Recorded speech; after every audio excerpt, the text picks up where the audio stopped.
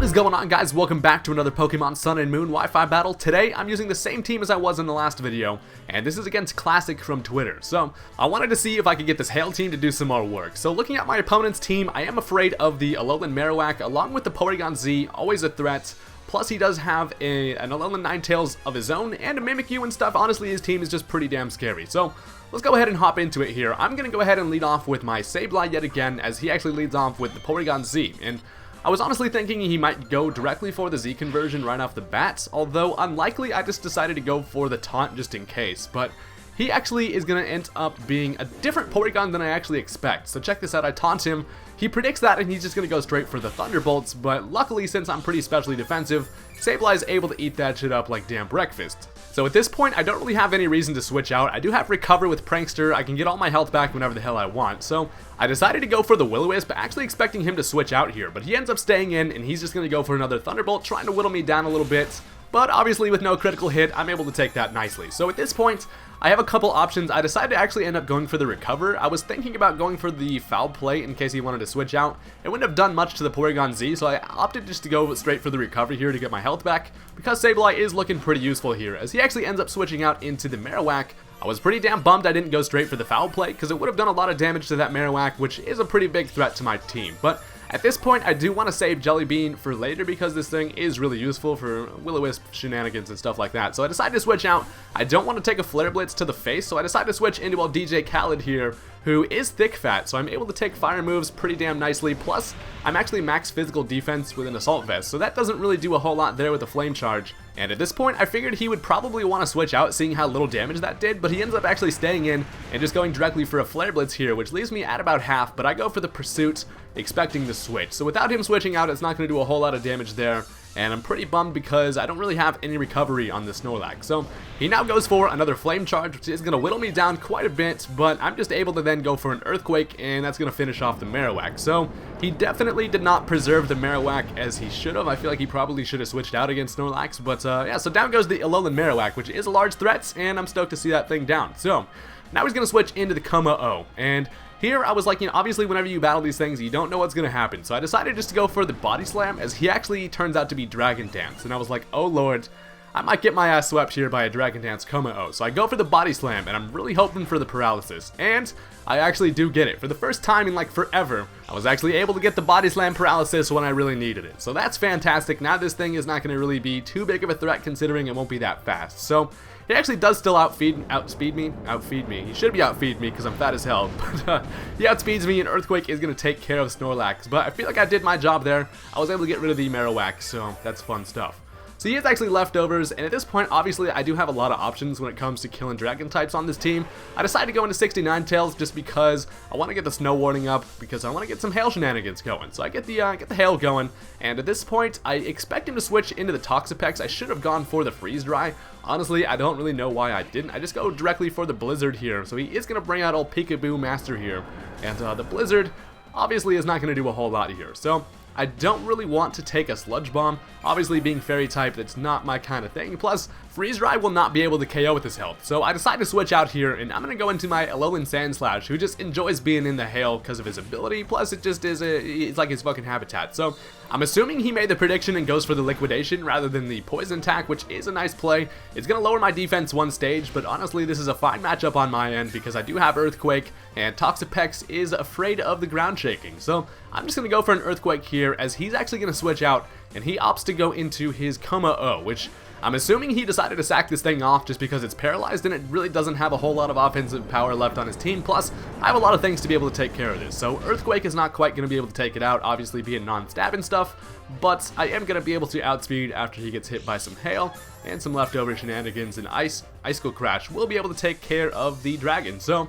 seeing Kuma-O go down in any battle is always just a damn good sight. So Icicle Crash is luckily going to land, and that is a dead Scaly Dragon. So I am going to get whittled down by a little bit of Life Orb, but that's okay. And at this point, he gets to bring in whatever he wants against Sandslash, who is actually looking really useful against his team. He doesn't have a whole lot to stop this thing. So he brings out the Mimikyu, and here's where it gets a little bit interesting. I go for the Iron Head just to break this thing's decoy. And check this out, I learned some new shit against Mimikyu here, so I'm able to break the decoy, which was what I really only wanted to do here. After my Life Orb recoil, I actually end up getting the flinch, so you can actually flinch against the decoy, which is pretty damn awesome and really lucky on my end. Honestly, I felt kind of bad. I did get that the para hacks with the body slam. Now I got a flinch. I'm feeling pretty bad because I get a lot of hacks here. But honestly, it's a part of the game, so you got to kind of play around it. But now I'm just going to bring out Ninetales, bring back up the hail, as he's actually just going to go for a Shadow Claw, gets a critical hit, so a little bit of hacks right back at me. But he's going to get hurt by a little bit of hail there. And here I actually just decide to go for an Aurora Veil, as he actually ends up going for the Shadow Sneak. Luckily, I'm able to live that just barely, and that allows me to go for the Aurora Veil, what actually looks pretty damn badass.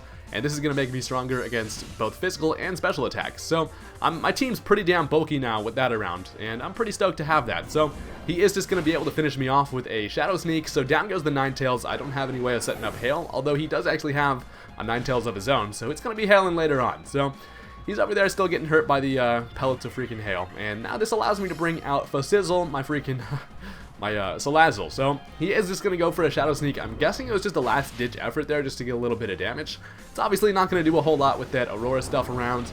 And I go for the Sludge Wave, actually expecting that to knock it out, but it actually ends up living it with a small amount of HP. And that's kind of just lame because that means I have to take one more turn of hail and another Shadow Sneak. But he's going to live the hail damage with like 5 HP. And he's then able to just go for one more Shadow Sneak. This thing is just always just sneaking around. Mimikyu, you sneaky bastard. But one more Sludge Wave is going to take care of this thing. And down goes the Mimikyu. So that's a great sight to see as well. Honestly, everybody brings Mimikyus these days. And if they're used correctly, they can really be threats in like any situation. But good to see that thing go. Now he's going to bring back out the Toxapex. I don't really have a whole lot to hit this thing with. Plus, I don't want to take a water move. So I decide to switch into Serial Killer, who is my Alakazam. And I know I can take pretty much any attack this thing wants to throw at me, plus then I can go for the Mega Evolution, and my Psyshock will be able to knock this thing out. So the Liquidation doesn't do a whole lot to me. With the Aurora Veil around, I'm able to then go for the Mega Evolution, and I actually just decide to start setting up Calm Minds here. So I go ahead and grab some more spoons, also growing a beard in the process. And at this point, so I do go for the Calm Minds. I actually trace his Merciless. I was actually hoping that he was going to be Regenerator, that way when I switched out I was going to get some HP back, but... you know, whatever. So I get the Calm Minds up, spin my spoons around, just doing my thing over here, floating and shit like a badass, as he actually just goes for one more Liquidation. He doesn't really have a whole lot of switches into Alakazam, which is why I decided to go for the Calm Mind there, because even if he did switch, he was going to be getting set up on. So at this point, I'm at +1. I'm now just going to go for the Psyshock that will easily take out the Toxapex, and down goes your little bunker sea urchin thingy. So...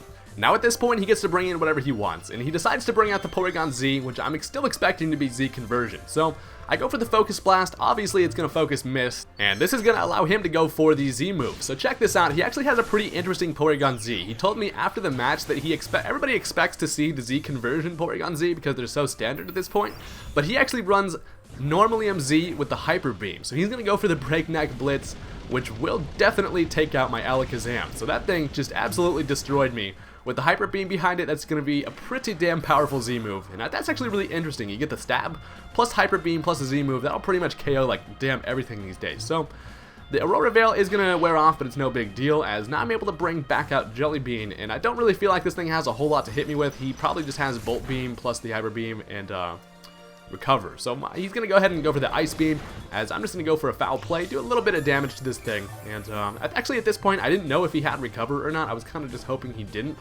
But my plan is to basically just keep on spamming the Foul Plays and Recover when I need to. But he actually ends up having Recover of his own, and that's kind of bad because I really just don't have a whole lot to hit this thing with. I mean, Foul Play is really all I got. Plus I got the Burn. Honestly, just kind of knocking it down a little bit, but Foul Play, just still not doing a whole lot here, as we're really not getting anywhere. We both have Recover. At this point, I can win the matchup. It's just going to take me a second to really be able to fully exploit this shit. So here I actually go for the Taunt, because I don't want any more Recover shenanigans happening on his side. Plus, with that up, he won't be able to recover for the whole rest of this matchup. So he goes for the Ice Beam. Obviously not going to do a whole lot to me after the leftovers. It's looking like I could probably take another one, but I don't really want to risk it here because Sableye is too damn good. Plus, he's getting over there hurt by his burn damage, so I decided to just go for the Recover here just to put me back at about full. All he can do is Ice Beam or Thunderbolt. Kind of just hope for some hacks, but it does unfortunately not happen, as he's just gonna go for another Ice Beam. I'm able to take that, and then in return just go for another Foul Play, plus the Burn should just kind of finish this up here. So I'm at about half. I'm looking pretty damn good. He's getting hurt by the Burn over there, and really all I have to do here is just go for a Foul Play, as he's just going to go for another Ice Beam, hoping for the freeze. He's looking for a Sableye Popsicle, but it's not happening. And a Foul Play will be able to take this thing out. I was kind of thinking it wasn't going to kill, but the burn would have finished it up. So down goes the Rubber Ducky, and Sableye was able to come out on top there, although unfortunately I'm not at the best health here. And so now he's going to bring out the Ninetales, going to make it Hail yet again. Just quite the Hail fest in this battle, honestly. It should be Hail Warning. I don't know why it's Snow Warning, but anyway, so it now starts to hail, and his last Pokemon is this Ninetales. So I decide, as a last ditch effort, just go for the Will-O-Wisp just to get a little bit of damage before I die. So I do get the burn. I don't actually miss, and he's going to finish off Sableye with a Blizzard, which is completely fine because I can then bring in Sandslash, who is going to enjoy the hail yet again and be able to finish this thing off with an Iron Head. I do have the matchup. Obviously, I am Ice and Steel type against a Fairy and Ice type, so I will be able to just go for the old Iron Head. Honestly, getting Iron Headed by a freaking Sandslash would hurt like a bitch. Look, imagine that. Think of those spikes, bro. That would be no fun. But that is going to be the end of the match there. So that was a pretty fun battle. Honestly, I hope you guys enjoyed. I really like using these weather teams. I will probably be experimenting with some more weather teams in the future. So thank you guys for watching. Hit that like button if you enjoyed. And don't forget to subscribe for some more Wi-Fi battles. Peace out.